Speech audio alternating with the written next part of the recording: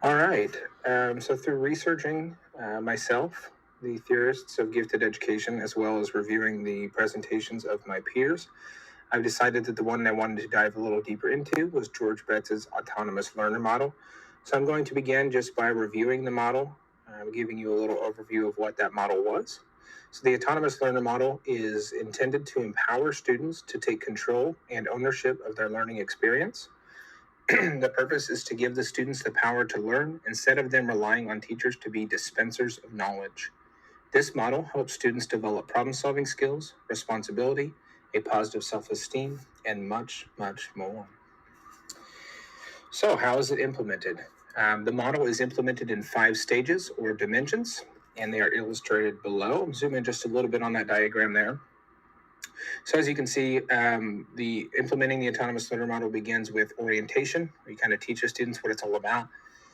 Transitions clockwise here to individual development, then to enrichment, seminars, and finally an in-depth study. And through this process, students learn to be autonomous, which means they are kind of intrinsically motivated to work and can do a lot of things on their own at their own pace without being closely monitored by teachers. So why did I choose this, and why do I believe that the autonomous learner model is beneficial for all students? Well, the autonomous learner model is all about empowering students, no matter their age, race, ethnicity, or background. All students have the power to take control of their own learning with the support of teachers and peers. All it takes is a willingness and a desire from the student to begin to develop autonomy. So I believe that it is, no matter the background of the student, no matter their ethnicity or their race or their age, they are able to become autonomous and able to benefit from this model. Now, no model, none of these things are perfect, so no model is without their potential problems, which we will explore next. The main issue with implementing this model, or the main issues rather, are related to student desire.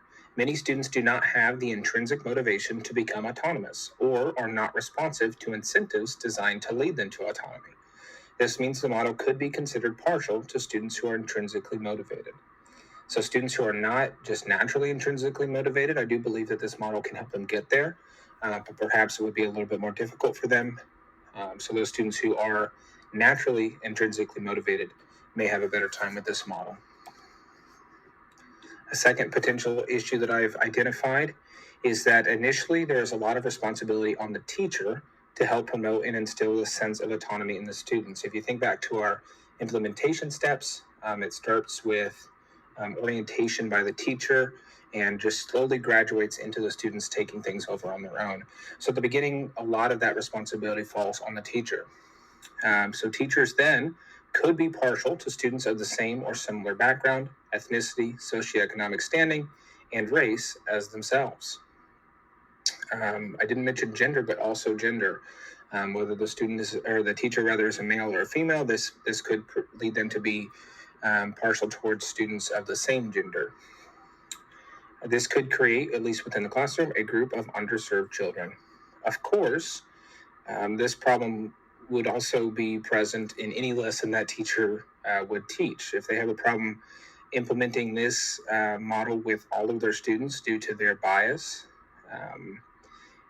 I believe that problem would probably be present in every lesson that they teach. So hopefully they are trained to be unbiased and impartial, as I know I have been through my education to become a teacher, and I trust that many of you have as well.